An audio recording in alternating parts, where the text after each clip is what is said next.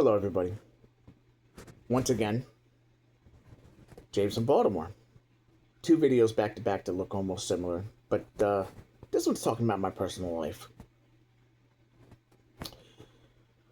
I had one of the most amazing marriages when I first started out, and people just didn't know about it, but I didn't either. And she didn't either. I had an issue that I dealt with back in the day with alcohol that controlled and changed my entire life as I knew it to this point. That I knew to this point. I got into a marriage. Yeah, I was young. We met each other age 18. Love at first sight. And the thing is, like, we even got married early and had kids, like, boom, 19 years old, 20, whatever. Quick. Things were going so well in that relationship in the beginning. I mean, it was divinely well. I had flaws, and I stuffed them away and didn't listen to people. I drank a lot. Throughout the course of the entire relationship, with me drinking and being heavily into alcohol and not realizing it, and I was so blinded because of the alcohol and other people's influence around me telling me this I should believe or that, or I shouldn't be with her. Her name was Rachel, by the way. That the fact is that I was so blinded that I didn't realize that how aggressive I was towards her.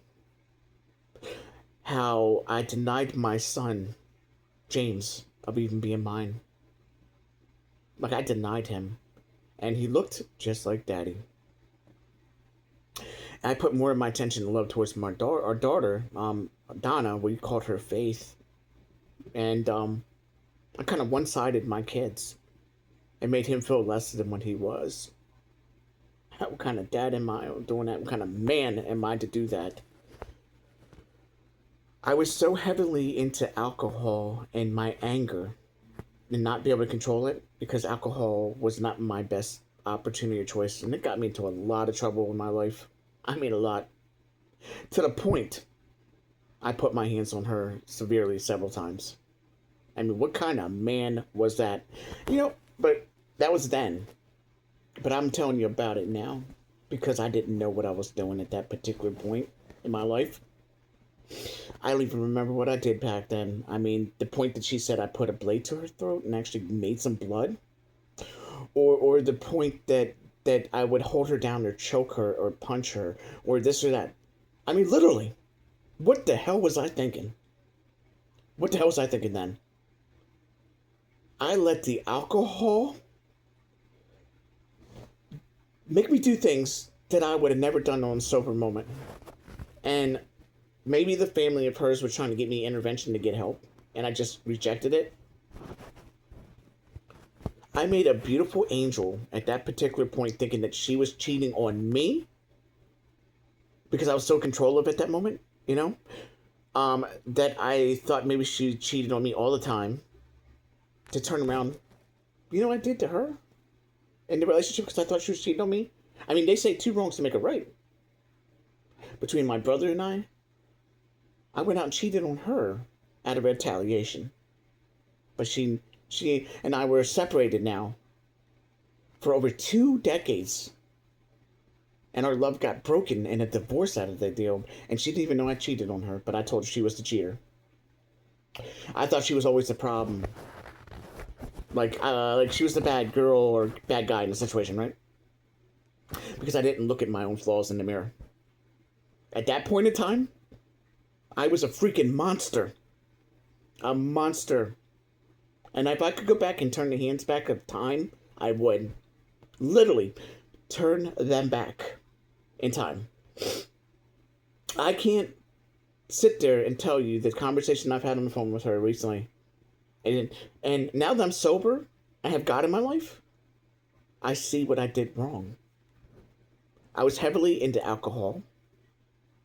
I was abusive. A very battering person. Not just to her, but to everyone. The night that I got arrested and put 4 cops in the hospital in Baltimore City because of my decision to stay and remain to drink alcohol, and she walked away, my life literally got shattered, and I had to pick pieces up. I mean, the point where you drink so much and you neglect to get some formula for your baby because you wasn't realizing what you were doing, letting other people tell you that that person's not for you, and letting them tell you how to run your relationship between another person and you. When it's about you and her, or him or her and her, doesn't matter. That's between you guys. Okay, at least she's talking to me now. Yes, she's talking to me now. That's between me and her business, whatever. But it's because we get to the bottom of what happened. I sat on a bus stop the other day in Baltimore City. Actually, it was a light rail station. And she finally opened up to me and told me how I was. And I sat there and cried on that bus stop in front of people. I didn't care. I was facing the music for how I treated her. How she put up with me being battered and abusive towards her physically. Where she was scared at that particular time back in the day when I was younger. And I wasn't even aware. And I was blinded. Blinded by a veil of this world. The alcohol that I was consuming, was actually consuming me. And was destroying my life. And it did. Literally it did.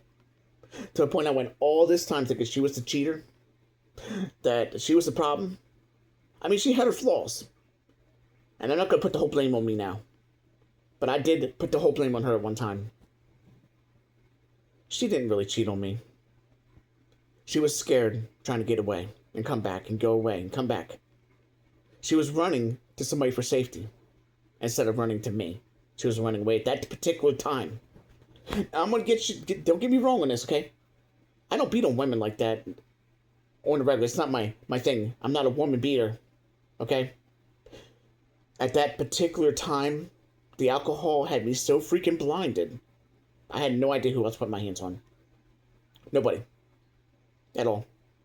And even to the point of her separation and my divorce, which we regret now, because after knowing what I know,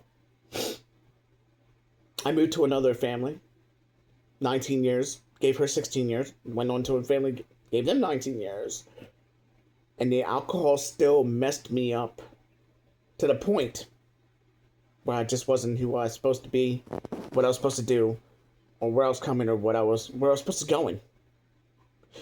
And my first relationship and marriage with Rachel,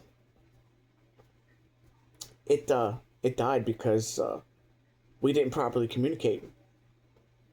I mean, they maybe helped, but I could have used a lot more help. The majority rules put me in a place and get myself together. I could have been the best man for her as she needed and as she deserved. And my children, I could have been the best for them. I needed help. I was crying out for help. And I was and people were trying to help me. But I was overbearing to not get the help, and I was resisting. I mean, I loved her. And you know what, I'm going to say it. I love her still. And I always will. No matter what. But don't look at me like, oh, you're like, oh my God, he's such a horrible man. He's a monster. You know, people can change. Just as I thought maybe she was different, she had flaws. She needed some mama skills going on there to get better, and maybe a better communicative skill. But she stuck around with me the entire time. Until the last time the camel back got broken on that straw. When I put them cops in the hospital. All those years that has been gone by, over 2 decades now. And I even thought she wanted the divorce at that particular time. Guess what? I thought I was giving her what she wanted. But it ended up crushing her and I. Nearly taking both of our lives. I'm not going into details about that. But you get the point. People don't think, and they still drink. and they think they can rule the world and do whatever they want. But if I look back, if I can turn back the hands of time, I would. I would go back to that moment where she and I loved each other to death, if I could. If I could control time. But I will tell you this. I am ashamed of what I did to her and them kids. Ashamed. I mean, both my kids walked to me. I'm the first person they walked to. I cut their cords. I went to every appointment. Every surgery. I was a good man, but I let something influence the way my mind worked and my heart felt. To be violent against a person that loved me more than life itself at that particular time. Recently, I will have to tell you, I was reawoken 2 years ago. And I'm going through a divorce now. Imagine that. Sometimes things don't work out the way we always want to. It's a game of life, okay? But I sat there and I got closer to God in my own personal experience. Abba, God. I got closer to him. And he awoke me to see the stuff that I've been doing wrong. And he placed her into my path of communication. To face the music of the power I took away from her, that she could get it back for what I did, and I could hear and face the music of what I did, right? From drinking alcohol, or consuming, or having anything altering the state of my mind that made me that of a monster. To realize what I had was something special. Literally something special. And generally and publicly, I will have to say this. And then people will know. The physical and mental abuse that I put upon her and my children at that time, I apologize and I'm sorry for it. It should have never happened. That's not who I am. I'm better than that. My mother did not raise me to do that. I'm ashamed of myself. Even our separation in these last couple decades and everything, the many times she's been raped by others, tried taking her life, and how my kids got so freaking messed up. Initially in the first marriage, to the point lost parental rights. So I will tell this to you, everybody. Don't let other people influence you and make your decisions. And don't let a drug, alcohol, or anything else like that identify it. And other people who are watching this right now, if you really know that you love somebody in your family, it's a loved one, and they're going through this, step it up. Help them. Because you never know that moment when you're going to lose the love of your life, or even your kids. I'm damn ashamed of the way I used to be, but because God came into my life, I'm damn proud of where I'm at now, and where I'm going to go, and how life's going to open up. Damn proud. So think about that. Let it resonate. Think about it. But you can't always identify yourself by your past. Because I am not an abusive woman beater and an alcoholic now. And I love my children. If they ever see this on social media, I'm sorry for what I did. I could have been a better dad. And James, let me tell you something. There's no denying it. I love you. I could have been a better dad for you. I mean, you were my namesake. My junior. James and Faith, let me just put it this way. And even, I have a daughter within our marriage. Her name's Haley. If you could ever find it in your heart to forgive Daddy, and know that I was going through stuff and influence and control and manipulation at that particular time, I'm really not that kind of person. I do love you guys. James, if I could ever make it up to you, and I know you're probably not going to forgive me, and you're the man now. Even though I'm a man, you're bigger than I was. Because at least you kept part of your name. I mean, you could have changed the old thing, just like Rachel told me. Faith, I love you to pieces, and you know that. But I kind of did put you on a little bit of pedestal over your brother. But don't feel bad. Love your brother. Give him a hug and show him that you love him. Please. I can't rewind time and turn the hand of time back. But I will tell you this. My past is in the past, and that's where it's staying. And when I say that in the past where it's staying, I mean the way I was is dead. That died a long time ago. Because I found God, or no, He found me. And people can change. Instead of me throwing the mud on somebody like, I don't know, like Rachel, and making her look like the bad guy, entirely, I needed to look in the mirror and see what kind of person I was to become the man I'm supposed to be, the man that she should have been with. The better man, the one she fell in love with. And that's what I'm doing. And that's what I'm going to do eventually, is show her who I am. The one she deserves, and my children, the ones that needed to know that Daddy does love them. So don't let alcohol, drugs, anything that alters your mind, don't let it control you. And if people around you see that the person's being manipulated, controlled by alcohol or some kind of influence, step it up. Help them, their family, or a friend. They need your help. Or you can just go a couple decades and not even communicate with the one you loved. End up getting a divorce. Lose your kids. I mean, like, lose your spouse. Your wife or your husband. And regret every moment that went by if you ever try to challenge the comeback with them in life. But I will tell you this, God is real. And God is good. God is great. At least He's given me a chance now to communicate with her. Because I was a man of flaws. Even many flaws back in the day, thinking I was perfect. But I wasn't. But I'm doing much greater now, knowing that I can see the real person who I am. And it's a better man that loves people, especially women and men, no doubt. But I don't put my hands on nobody anymore.